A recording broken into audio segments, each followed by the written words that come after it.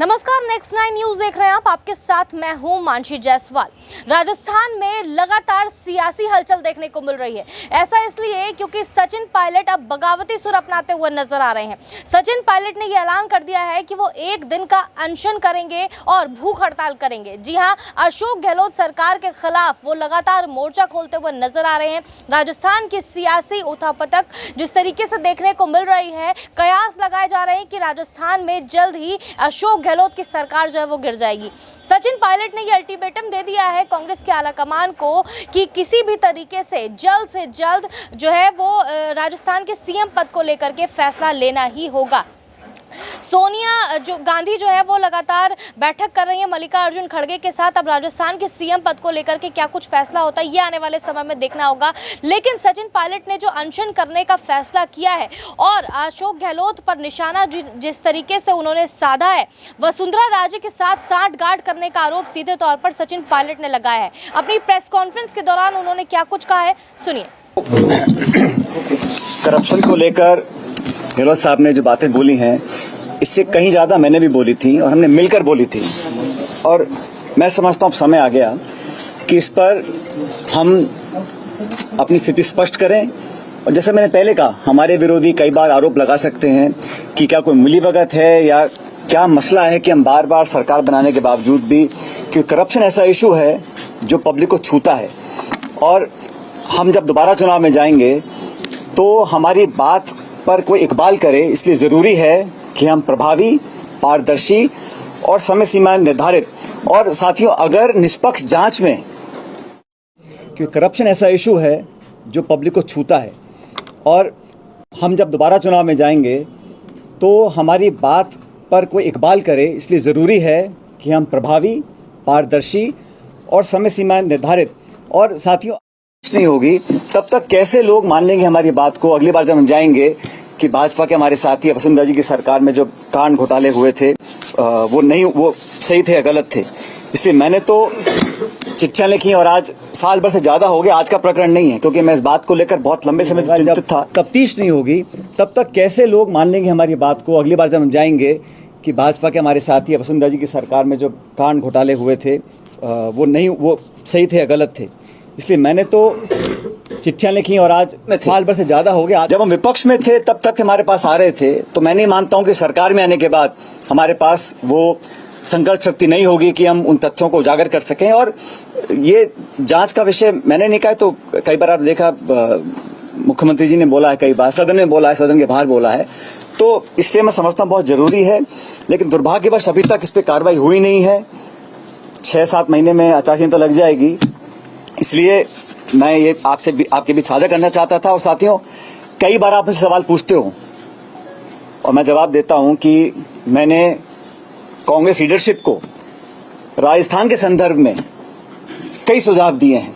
मैंने कहा ना आप लोग कई बार, उनमें से एक सुझाव ये भी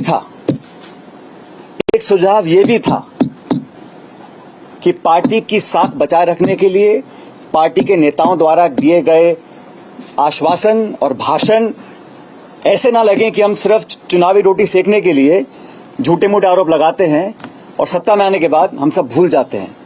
तो ये सुझाव भी मैंने लीडरशिप को दिया था, लेकिन अभी तक इस पर कार्रवाई हुई नहीं है, ये हम सब जानते हैं। इसी को देखते हुए, क्योंकि 11 अप्रैल को महान समाज सुधारक, लगभग 200 साल पहले जन्मे ज्योतिबा फूले जी की जयंती है, इसलिए मैं 11 अप्रैल को राजस्थान में शहीद स्मारक के ऊपर एक दिन का अनशन करूंगा, इस बात को दोबारा रखने के लिए कि करप्शन को लेकर हमारी सरकार जो कहती है हम कर दिखाएंगे। और एक दिन का अनशन 11 अप्रैल को मैं रखूंगा शहीद स्मारक पर। इस बारे में मैंने जिला प्रशासन को सूचित कर दिया है। अनशन करप्शन के खिलाफ कार्रवाई करने को रखा जाएगा। अब तक जो हम नहीं कर सके 4.25 साल में, उसको करने के लिए, ताकि मैं फिर कहना चाहता हूं, जनता जनार्दन है और हर पार्टी को अपनी बात पर विश्वास कायम कराने के लिए प्रमाण देना जरूरी है। तो इसलिए अपनी बात को लेकर मैं शहीद स्मारक पर 11 अप्रैल को ज्योतिबा फूले जी की जयंती है, उस दिन एक दिन का अनशन रखूंगा। क्या ये माना जाए, क्या ये माना जाए, लेकिन आला कमान कोई कार्रवाई नहीं कर रही है, क्या ये माना जाए आला कमान और सीएम की भी मिली भगत है कहीं ना कहीं? मैंने तो कहा सरकार हमारी है, 4.25 साल हो गए हैं, मैंने बार बार चिट्ठियां लिखी हैं, प्रमाण दिए हैं, और जो आपको आज देखने को मिला है ये सब मैंने बनाकर भेजा है। जो प्रेस में कटिंग्स आई हैं, जो मीडिया में हमने कहा है, पब्लिक मीटिंग्स में कहा है, और जब दोबारा हम जाएंगे चुनाव में और भाजपा पे आरोप लगाएंगे तो जनता पे विश्वास क्यों करेगी? इसलिए अपनी विश्वसनीयता बनाने के लिए ये बहुत जरूरी है कि हम कुछ कर दिखाएं। और मैंने कहा ना, ये जो मिलीभगत का आरोप हमारे विरोधी लगा सकते हैं, भ्रम फैलाने की कोशिश कर सकते हैं कि कहीं वसुंधरा जी या मुख्यमंत्री जी या किसी और का कहीं कोई आपस में गठजोड़ तो नहीं है, क्योंकि पिछली सरकार में हमने आरोप लगाया, कमीशन बनाया, उसमें कुछ कमी आ गई, उस पर कार्रवाई नहीं हुई। दोबारा सरकार में बीजेपी आई, हमने और बड़े आरोप लगाए, हम राष्ट्रपति के पास गए, गवर्नर के पास गए, ज्ञापन दिया, लोगों को आश्वासित किया, 4.25 साल हो गए और हमने कोई कार्रवाई नहीं करी है। कम से कम मेरी जानकारी में तो नहीं है। इसलिए मैं चाहता था कि पब्लिक में हम लोगों की बात जनता माने अगली बार भी, इसलिए कदम उठाना जरूरी है।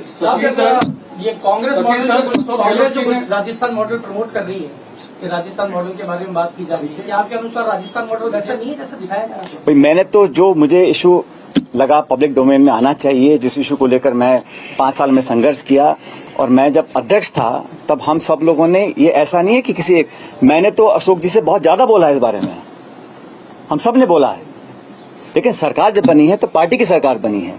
तो इसलिए मैं चाहता हूं जो हम बोल रहे हैं, सदन के अंदर बोल रहे हैं, जांच का विषय है, जांच का विषय है, जांच का विषय है, कितनी बार मैंने बोला, कितनी बार गहलोत साहब ने बोला, तो उस पर तो हमें कार्रवाई करनी चाहिए। अभी तक नहीं करी, ये बहुत बड़ा सवाल है, और समय कितना बचा है? सुझाव पार्टी क्यों नहीं मानती, क्या लगता है? ये सुझाव पे कार्रवाई करने का काम सरकार का है, इसमें संगठन का कोई ज्यादा लेना देना नहीं है, सरकार की जिम्मेदारी है। अशोक गहलोत जी ने तो क्या करें? आपके इलेक्शन में कौन एमएलए मंत्री बैठेगा? मैं बैठूंगा जी, हाँ गोयल साहब, मैं बैठूंगा। सचिन सर, अशोक गहलोत जी ने तो आपके ऊपर भी बहुत सारे आरोप लगाए, लेकिन आपने तो उन आरोपों को कोई जवाब ही नहीं दिया आज तक। भाई आरोप नहीं लगा रहा हूं मैं, आपने मेरे ढंग से सुना नहीं। मैं तो सिर्फ तथ्य प्रमाण के साथ रख रहा हूं सामने, अब तक का इतिहास बता रहा हूं, और हमें क्या करना चाहिए इस पर अपना बात रख रहा हूं।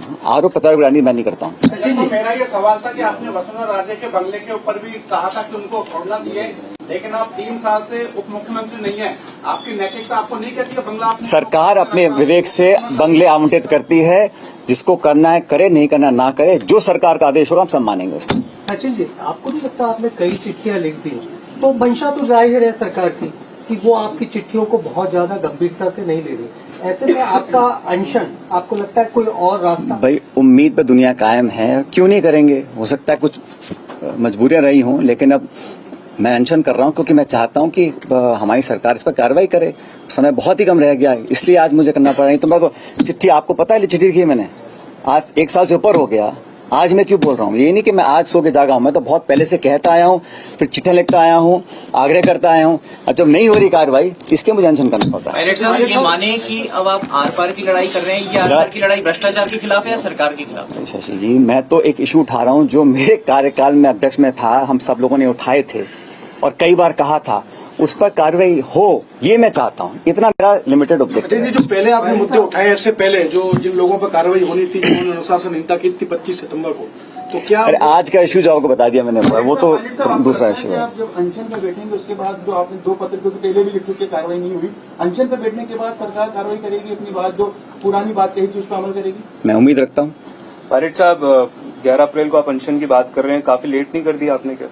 भाई मैंने कहा ना आपको, मैंने बहुत चिट्ठियां लिखी, मुझे उम्मीद थी कुछ कार्रवाई होगी, लेकिन अब जब लग रहा है कि समय बहुत ही कम रह गया तो मैं बैठूंगा, दर्शन करूंगा, लोगों के सामने बात रखेंगे। और मेरा इस पे किसी पे छीटाकशी करने का मकसद नहीं है, मैं तो सिर्फ सैद्धांतिक मुद्दों की बात रख रहा हूं, और मैं चाहता हूं इस पर हम नैतिकता अपनी बनाए रखें, उस पर कार्रवाई करें। सचिन जी, बड़ी शिद्दत से हनुमान बेनीवाल आपको याद कर रहे हैं।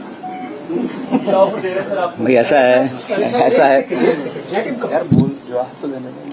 हाँ जट साहब बोलो, क्या करोगे? साहब, अगर इस अनशन के बाद भी कुछ नहीं हुआ तो आगे क्या करेंगे? आगे देखेंगे, लेकिन भाई हनुमान बेनीवाल जी ने मेरे ख्याल हनुमान जयंती पे कुछ कहा।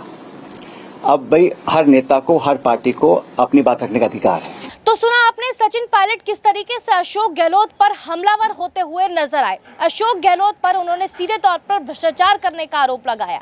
अब कांग्रेस आलाकमान की तरफ से क्या कुछ प्रतिक्रिया इस मामले पर सामने आती है, ये आने वाले समय में देखना होगा। आपकी इस मामले पर क्या कुछ राय है, हमें कमेंट करके जरूर बताएं। देश और दुनिया की तमाम बड़ी खबरों के लिए देखते रहिए नेक्स्ट 9 न्यूज।